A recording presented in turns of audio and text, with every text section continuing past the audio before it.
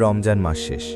পশ্চিম আকাশে ঈদের চাঁদ মিষ্টি করে হাসছে, আর চারদিকে ছড়িয়ে পড়ছে এক পবিত্র আনন্দের আমেজ। কাজী নজরুল ইসলামের সেই গানটা, রমজানের ওই রোজার শেষে এলো খুশির ঈদ, যেন আজ সত্যি বাতাসে ভেসে বেড়াচ্ছে। শহর থেকে গ্রাম সবখানে চলছে ঈদের প্রস্তুতি। নতুন জামার গন্ধ, সেমাই পায়েসের ঘ্রাণ আর বাচ্চাদের বাঁধ ভাঙা ছোটাছুটি, সব মিলিয়ে এক অসাধারণ উৎসব। বাজারগুলোতে মানুষের উপচে পড়া ভিড়, সবার হাতেই কিছু না কিছু কেনাকাটার ব্যাগ। প্রত্যেকেই ব্যস্ত প্রিয় মানুষগুলোর জন্যে ঈদের আনন্দকে আরও একটু বাড়িয়ে তুলতে। কিন্তু এই সব কিছুর আড়ালে শহরের এক কোণায় একটা জীর্ণ টিনের ঘর যেন একদম চুপ। সেখানে ঈদের চাঁদের আলো পৌঁছতে পারেনি, পৌঁছয়নি উৎসবের কোনো ছোঁয়া। আছে কেবল এক ভারী নিস্তব্ধতা আর চাপা দীর্ঘশ্বাস। এই ঘরেই থাকেন রহিম, তার স্ত্রী ফাতেমা আর তাদের 2 সন্তান, 8 বছরের হাসান আর 6 বছরের সুমি। ঘরের একমাত্র ভাঙা জানালাটা দিয়ে বাইরের দুনিয়াটা দেখছিল ছোট্ট সুমি। তার বয়সী ছেলেমেয়েরা বাবার হাত ধরে নতুন জামা দেখিয়ে কি যে হাসাহাসি করছে। তাদের ঝলমলে পোশাক আর মুখের হাসি সুমির ছোট্ট বুকে একটা চিনচিনে ব্যথা ধরিয়ে দেয়। চোখ দুটো ঝাপসা হয়ে আসে ওর। মুখ ঘুরিয়ে ঘরের কোণায় টিমটিম করে জ্বলতে থাকা কুপির দিকে তাকায় সে। মা ফাতেমা একটা পুরনো কাপড়ে সেলাই করছিল, কিন্তু মনটা তার সেলাইয়ে ছিল না। সুমি আস্তে করে মায়ের কাছে গিয়ে শাড়ির আঁচল ধরে টান দেয়। ফাতেমা মেয়ের দিকে তাকাতেই দেখে তার চোখ দুটো টলমলো করছে। ভাঙা গলায় খুব ভয়ে ভয়ে সুমি তার জীবনের সবচেয়ে কঠিন প্রশ্নটা করে ফেলে, মা, আমাদের কি ঈদ নেই? একটা প্রশ্নই যেন ফাতেমার বুকটাকে তোলপাড় করে দিল। হাত থেকে খসে পড়ল সুই সুতো। কি বলবে সে তার এই নিষ্পাপ মেয়েটাকে? যে শিশুটা ঈদ মানেই বোঝে নতুন জামা, ভালো খাবার আর অনেক অনেক আনন্দ, তাকে কিভাবে বোঝাবে যে তাদের ঘরে সেই আনন্দের ছিটে ফোঁটাও নেই? সুমির প্রশ্নটা শুধু ফাতেমার কানে নয়, দরজায় দাঁড়ানো রহিম শেখের কানেও যেন গরম সিসার মতো এসে লাগল। সারাদিন হাড় ভাঙা খেটেও কোনো কাজ জোগাড় করতে না পারার ব্যর্থতা নিয়ে সে এইমাত্র ঘরে ফিরেছে। সে একজন দিনমজুর, কিন্তু ঈদের আগে বেশিরভাগ কাজই বন্ধ। সবাই নিজেদের গ্রামের বাড়ি চলে গেছে। আজও সকাল থেকে সন্ধে পর্যন্ত সে শহরের অলিগলিতে ঘুরেছে, যদি একটা কাজ মেলে। কিন্তু তার খালি হাত আর ক্লান্ত শরীরই বলে দিচ্ছিল আজও সে ব্যর্থ। ছেলে হাসান ছুটে এসে আশায় বুক বাঁধে, বাবা, আমার লাল পাঞ্জাবি এনেছ আর সুমির নীল জামা? রহিম যেন পাথর হয়ে দাঁড়িয়ে রইল। সন্তানদের এই ছোট্ট আবদার তার বুকে ছুরির মতো বিঁধছে। সে কেমন বাবা যে ঈদের দিনেও বাচ্চাদের মুখে একটু হাসি ফোটাতে পারছে না? তার চোখ দুটো জ্বালা করে উঠল। অন্যদিকে মুখটা ঘুরিয়ে নিল, যেন পিল্লেরা তার চোখের জল দেখতে না পায়। পরিস্থিতি সামলাতে ফাতেমা উঠে দাঁড়াল। শক্ত হাতে সংসারের হাল ধরল সে। ছেলেমেয়েদের কাছে টেনে নিয়ে তার কণ্ঠে হতাশা নয়, বরং গভীর বিশ্বাস আর মমতা ঢেলে দিল। সে বলতে শুরু করল, শোনো বাবা, ঈদ মানে কি শুধু নতুন জামা? ঈদ মানে তো আল্লাহকে ধন্যবাদ জানানো। আমরা যে পুরো মাস রোজা রাখতে পেরেছি, এখনও সুস্থ আছি, এটাই তো সবচেয়ে বড় ঈদ, তাই না? ফাতেমা তাদের পাশে বসিয়ে খুব সহজ করে নবীজি হজরত মুহাম্মদ সাল্লাল্লাহু আলাইহি ওয়াসাল্লামের জীবনের গল্প বলতে লাগল। তিনি কত সাধারণ জীবন কাটাতেন, প্রায়ই তার ঘরে খাবার থাকত না, তবুও তিনি কখনো আল্লাহর ওপর বিশ্বাস হারাননি। তিনি শিখিয়েছেন অল্পে তুষ্ট থাকতে আর ধৈর্য ধরতে। আল্লাহ তো সব দেখছেন, তিনি তার বান্দাদের পরীক্ষা করেন। যারা বিপদে ধৈর্য ধরে, আল্লাহ তাদেরকেই সবচেয়ে বেশি ভালোবাসেন। কুরআনে আল্লাহ বলেছেন, নিশ্চয়ই আল্লাহ ধৈর্যশীলদের সাথে আছেন। হাসান আর সুমি মায়ের কথাগুলো মন দিয়ে শুনছিল। হয়তো সবটা বুঝছিল না, কিন্তু মায়ের গলার স্বরে যে ভরসা ছিল, তাতেই তাদের ছোট্ট মন শান্ত হয়ে গেল। গভীর রাতে যখন চারদিক নিস্তব্ধ, রহিম আর ফাতেমা জায়নামাজে দাঁড়াল। রহিম সিজদায় লুটিয়ে পড়ল। তার কণ্ঠে কোনো অভিযোগ নেই, শুধু চোখ বেয়ে নামছে পানি। সে কাঁপা কাঁপা গলায় বলল, হে আমার রব, আমি তোমার কাছে দুনিয়ার কিছু চাই না, শুধু তোমার রহমত চাই। আমি আমার সন্তানদের কাছে লজ্জিত। তুমি তো আল রাজ্জাক, সর্বশ্রেষ্ঠ রিজিকদাতা। তুমি ছাড়া আমাদের আর কেউ নেই। তুমি যা ফয়সালা করেছ, আমি তাতেই রাজি। শুধু আমার সন্তানদের মনে ধৈর্য দাও। ফাতেমা পাশে বসে আমিন বলল। তার মনেও এক অদ্ভুত শান্তি। সে রহিমকে বলল, আল্লাহর উপর ভরসা রাখুন, তিনি এমন জায়গা থেকে সাহায্য পাঠাবেন যা আমরা কল্পনাও করতে পারি না। তাদের এই বিশ্বাসটুকুই যেন সেই অন্ধকার রাতে আলো হয়ে জ্বলছিল। ঈদের সকাল, চারদিক থেকে আল্লাহু আকবার তাকবীর ধ্বনি ভেসে আসছে। এই পবিত্র ধ্বনি বিশ্বাসীর মনে আনন্দের ঢেউ তুললেও রহিমের ঘরে এসে যেন থেমে যাচ্ছিল। ফাতেমা খুব ভোরে উঠে চুলায় ভাতের হাঁড়ি বসালো। ঘরে চাল আছে সামান্যই, হয়তো একবেলা কোনো মতে চলবে। ঈদের দিনের জন্যে নেই কোনো সেমাই বা পায়েস। রহিম তার একমাত্র পুরনো কিন্তু পরিষ্কার পাঞ্জাবিটা পরল। হাসানও তার একটা পুরনো শার্ট পরে বাবার হাত ধরে ঈদগাহের দিকে রওনা হলো। মায়ের কথাগুলো তার ছোট্ট মনে গেঁথে গেছে। তার মনে এখন আর কোনো অভিযোগ নেই। সে শুধু আল্লাহকে ধন্যবাদ জানাতে যাচ্ছে। ঈদগাহ ময়দান, লোকে লোকারণ্য।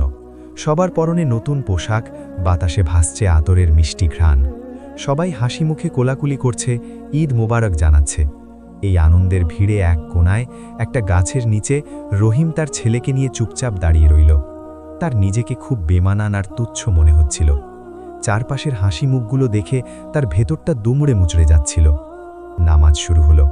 ইমাম সাহেবের সুন্দর কণ্ঠে কোরআন তেলাওয়াত শুনে সিজদায় গিয়ে আর মাথা তুলতে পারছিল না। তার কাঁধ ফুলে ফুলে উঠছে।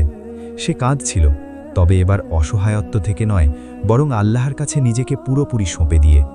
মনে মনে বলল, হে আমার রব, আমি তোমার এক সাধারণ বান্দা। আমার কোনো ক্ষমতাই নেই, সব ক্ষমতা তোমার। আমার ভাগ্যে যা রেখেছ তাতেই আমি খুশি। নামাজ শেষে যখন সবাই আবার উৎসবে মাতল, রহিম ছেলেকে নিয়ে চুপচাপ বাড়ির পথ ধরল। কিন্তু অর্ধেক পথে এসে সে থেমে গেল। বাবার মন যে মানে না, খালি হাতে সে কোন মুখে পিল্লেদের সামনে দাঁড়াবে? একটা শেষ চেষ্টা করতে সে পা বাড়ালো এলাকার সবচেয়ে ধনী ব্যক্তি জনাব হাশেমের বাড়ির দিকে। রহিম কয়েকবার তার বাগানে কাজ করেছিল। হয়তো গেলে তিনি জাকাত বা ফিতরা থেকে কিছু সাহায্য করতে পারেন। তা দিয়ে অন্তত বাচ্চাদের জন্য একটু সেমাই কিনে নিয়ে যাওয়া যাবে। কিন্তু বিশাল বাড়ির গেটের সামনে গিয়েই তার স্বপ্ন ভেঙে গেল। দারোয়ান তাকে দেখেই ধমকে উঠল, কি চাই? আজ ঈদের দিন এখানে কি? সাহেব ব্যস্ত, ভিখারিদের ঢোকা নিষেধ। ভিখারি শব্দটা রহিমের বুকে তীরের মতো এসে বিঁধল। সে তো ভিক্ষা করতে আসেনি। অপমানে তার মাথা ঝুঁকে গেল। একটা কথাও না বলে সে ফিরে এলো। মনে হচ্ছিল পায়ের নিচের মাটিটা যেন সরে যাচ্ছে।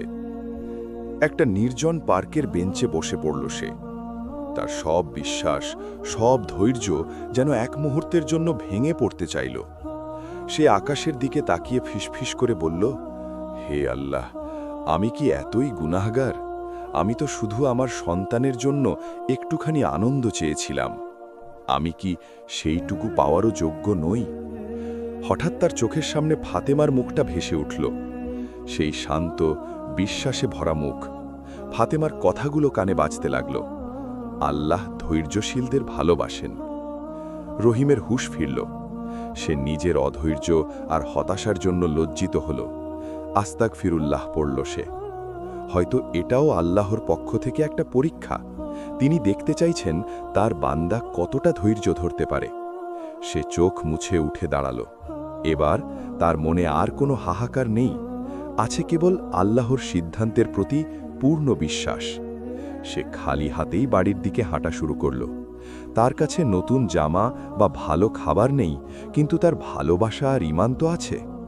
এই দুটি দিয়েই সে তার সন্তানদের ঈদকে ভরিয়ে দেবে। রহিম যখন প্রায় বাড়ির কাছাকাছি, সে দেখল তার জীর্ণ কুড়ে ঘরের সামনে একটা নতুন চকচকে গাড়ি দাঁড়িয়ে। গাড়ি থেকে নেমে একজন ভদ্রলোক তার স্ত্রী ফাতেমার সাথে কথা বলছেন। রহিমের বুকটা ধড়াস করে উঠল। আবার কোনো বিপদ?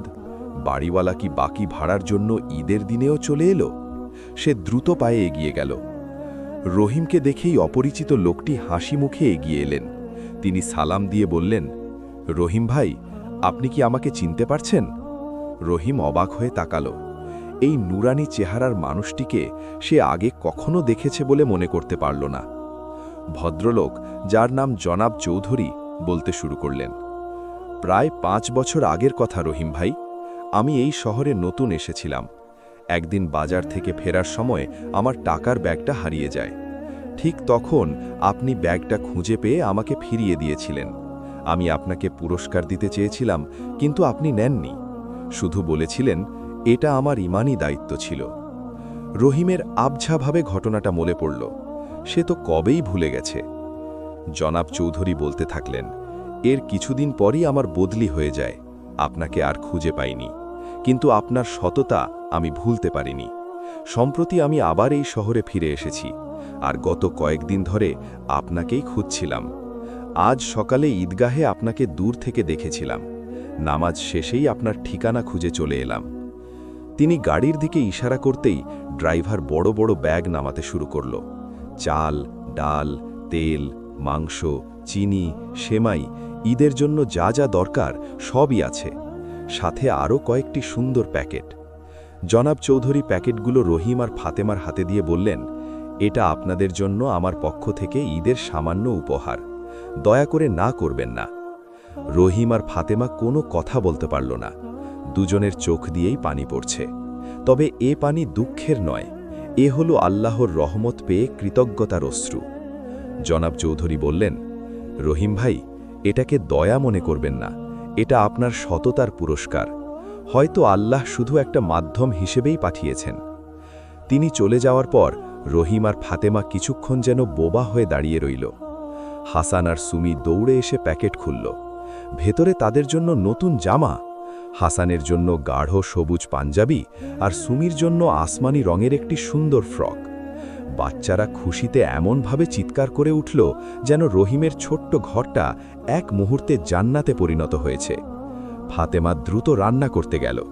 কিছুক্ষণের মধ্যেই ঘরটা পোলাও কোরমার পন্ধে ভরে গেল।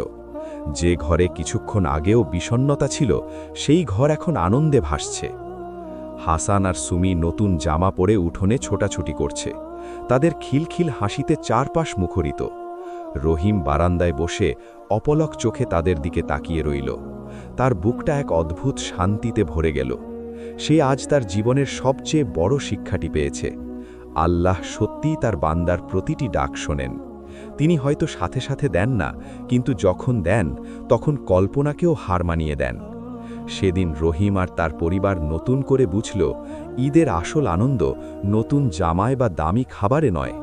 আসল আনন্দ হল আল্লাহর উপর বিশ্বাসে, বিপদে ধৈর্য ধরানে এবং তার রহমতের উপর ভরসা রাখায়। কষ্টের পরেই স্বস্তি আসে। আল্লাহ তার কথা রাখেন। সন্ধ্যার আগে ফাতেমার রান্না করা খাবার থেকে কিছু অংশ একটা বাটিতে তুলে রহিমের হাতে দিল। ইশারা করল পাশের বাড়ির দিকে, যেখানে আরেকজন অভাবী পরিবার বাস করে। রহিম হাসি মুখে বাটিটা নিয়ে সেদিকে এগিয়ে গেল। যে রহমত তারা পেয়েছে তা অন্যের সাথে ভাগ করে নেওয়ার মাধ্যমেই তারা আল্লাহর প্রতি আসল শুকরিয়া আদায় করতে চাইল। কারণ ঈদের প্রকৃত শিক্ষা তো এটাই, সবার মাঝে আনন্দ ছড়িয়ে দেওয়া।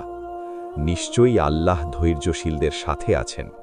আসুন এই ঈদে আমরা আমাদের চারপাশের রহিমদের খুঁজে বের করি এবং তাদের আনন্দের অংশীদার হই।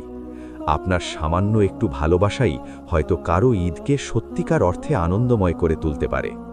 সবাইকে ঈদ মোবারক।